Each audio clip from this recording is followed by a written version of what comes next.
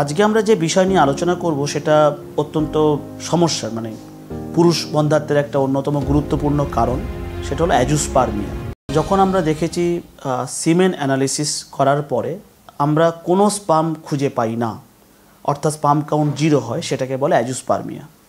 এবং এর পেশেন্টের নাম্বার কিন্তু খুব কম নয়। আমরা আমাদের ওপিডিতে যখন দেখি আমরা অনেক পেশেন্টই খুঁজে পাই এবং অনেককেই দেখেছি তারা জানেন না যে অ্যাজোস্পার্মিয়া হলে কী চিকিৎসা করা যায় বা কিছু।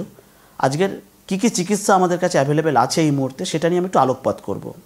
আজ থেকে যদি 10-12 বছর বা 15 বছর পিছিয়ে যাই, আমরা দেখব যে যখন অ্যাজোস্পার্মিয়া ছিল, অ্যাজোস্পার্মিয়া যদি রিপোর্টে আসে তাহলে সেটাকে আমরা মোটামুটি এন্ড অফ দ্য ওয়ার্ল্ড হিসাবেই ধরা হতো, কারণ বলেই দেওয়া হতো যে হাজব্যান্ডের যে স্পাম সেটা ব্যবহার করা যাবে না। আজ থেকে 15-20 ইয়ার্স বছর আগে যদি আমরা দেখি, এবং সেখানে এআরটি ব্যাংক থেকে ডোনার স্পাম প্রকিওর করা হতো এবং সেই ডোনার স্পাম দিয়ে আইওআই করা হতো। কিন্তু গত 15 বা 20 বছরে দুটো জিনিস চেঞ্জ হয়েছে, বা দুটো যুগান্তকারী আবিষ্কার বলবো সেই অর্থে হয়েছে। একটা টেকনোলজি অবশ্যই ইক্সি বা ইমসি, ফার্টিলাইজ করার ক্ষেত্রে, উসাইডগুলোকে ফার্টিলাইজ করার ক্ষেত্রে, যেখানে সিঙ্গেল স্পাম কম নাম্বারে যদি স্পাম থাকে, সেই একটা স্পামকে মাইক্রোম্যানিপুলেটর বলে একটা ইনস্ট্রুমেন্টের মধ্যে লোড করে স্পামটাকে ইন্ট্রোডিউস করা যায় উসাইটের মধ্যে এবং উসাইটকে ফার্টিলাইজ করা যায়।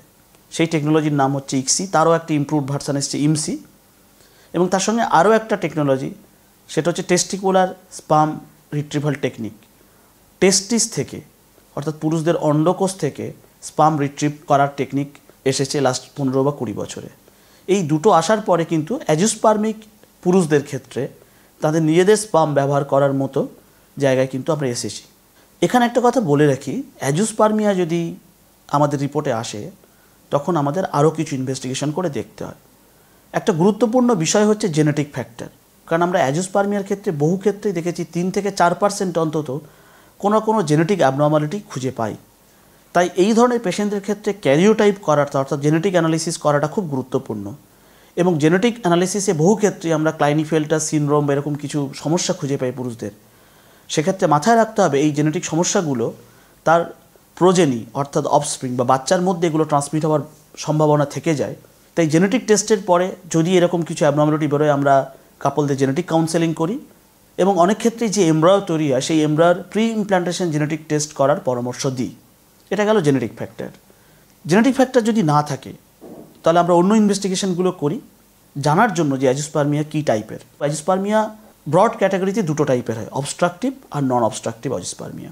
অবস্ট্রাকটিভ অ্যাজোস্পার্মিয়া মানে যেখানে টেস্টিসে স্পাম তৈরি হয় কিন্তু বাইরে বেরোনোর যে রাস্তা, অর্থাৎ epididymis, vas deferens, seminal vesicle, সেখানে কোথাও না কোথাও ব্লক হয় বিভিন্ন কারণে, ইনফেকশনের জন্য, আগের অপারেশনসের জন্য ব্লক হতে পারে। এবং সেক্ষেত্রে দেখা যায় টেস্টিসের মধ্যে ম্যাচিওর স্পাম থাকে কিন্তু সেগুলো বাইরে আসতে পারে না।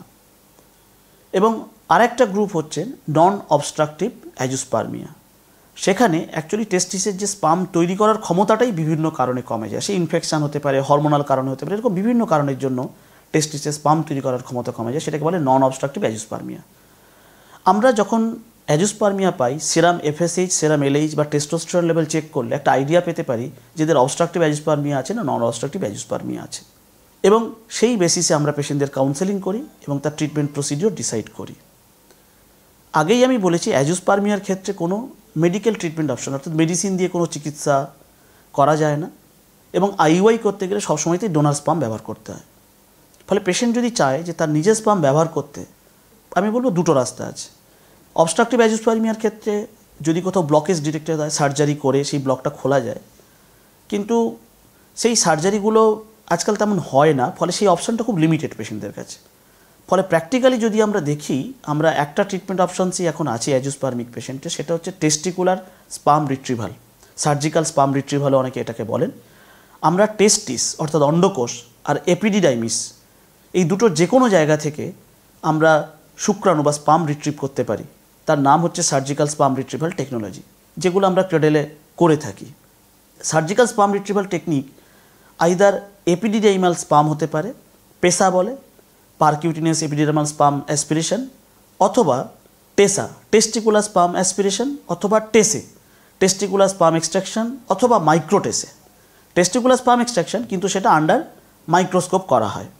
আমরা দেখেছি সাধারণত অবস্ট্রাকটিভ অ্যাজিওস্পার্মিয়া হলে এপিডিডাইমাল বা টেস্টিকুলার স্পার্ম দুটোই পাওয়া সম্ভব, এবং সেক্ষেত্রে এই পেসা অথবা টেসা করলেই আমরা ম্যাচিওর স্পার্ম পেতে পারি।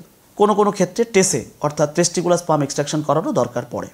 আর নন অবস্ট্রাকটিভ অ্যাজিওস্পার্মিয়ার ক্ষেত্রে কিন্তু এপিডিডাইমাল স্পার্ম পাওয়া যায় না, পাওয়া গেলে টেস্টিকুলার স্পার্মই পাওয়া যায় সাধারণত বেশি, এবং সেক্ষেত্রে টেসা অর্থাৎ টেস্টিকুলার স্পার্ম অ্যাসপিরেশন করে তেমন লাভ হয় না। টেস্টিকুলার স্পার্ম এক্সট্রাকশন টেসে অথবা মাইক্রোটেসে। এখন মাইক্রোটেসে অনেক প্রেফারেবল টেকনিক, যেখানে আন্ডার মাইক্রোস্কোপ এই টেস্টিকুলার স্পার্ম এক্সট্রাকশন করা হয়। একটা সুবিধা, এগুলো একটু আইভি সিডেশন বা লোকাল অ্যানাস্থেশিয়া দিয়ে করা যায়, এবং এগুলো ডে কেয়ার প্রসিডিওর হিসেবে করা যায়। অর্থাৎ প্রসিডিওরগুলো করার পরে আমরা দিনের দিনই পেশেন্টকে ছেড়ে দিতে পারি। প্রসিডিওরগুলোর কমপ্লিকেশান কি কিছু হয়? হ্যাঁ, হতে পারে। ইনফেকশন হওয়ার ভয় থাকে, হেমারেজ অর্থাৎ ব্লিডিং হওয়ার ভয় থাকে, কিন্তু সেগুলো আটকানোর জন্য যথেষ্ট প্রিকশন অর্থাৎ সাবধানতা অবলম্বন করা হয়। তারপরে এই স্পার্ম রিট্রিভ করার পরে আমরা আমাদের ল্যাবে মাইক্রোস্কোপের নিচে চেক করি, এবং যে স্পার্মগুলো বেরোয় সেগুলো আমরা সেপারেট করি এই টেস্টিকুলার টিস্যু থেকে। করার পরে ওয়াইফের উসাইট কালেকশন করা হয়, এবং সেই উসাইটের মধ্যে ইক্সি অথবা ইমসির মাধ্যমে এই স্পার্মগুলোকে মাইক্রো ম্যানিপুলেটর বলে ইনস্ট্রুমেন্ট উসাইটের মধ্যে ঢোকানো হয় এবং ফার্টিলাইজ করানো হয়। তারপরে আমরা ইভেনচুয়ালি চেক করি এমব্রায়ো কেমন তৈরি হলো, এমব্রায়ো কীরকম কোয়ালিটি আর কোয়ান্টিটি তৈরি হচ্ছে, সেই অনুযায়ী তাদের এমব্রায়ো ট্রান্সফার আমরা পরে নির্ধারিত করি কবে করা হবে। তাই দেখা গেল যে অ্যাজিওস্পার্মিক মেলের ক্ষেত্রে কিন্তু আগে যেমন ভাবা হতো যে আর কোনো ট্রিটমেন্ট অপশন বোধহয় নেই, আছে। ফলে পেশেন্টরা এলে অবশ্যই আমরা সেগুলো দেখি, এবং তাদের যেগুলো বেস্ট পসিবল ট্রিটমেন্ট অপশন বা চিকিৎসা পদ্ধতি হতে পারে সেগুলো আমরা জানাই। আজ এই পর্যন্তই, নমস্কার।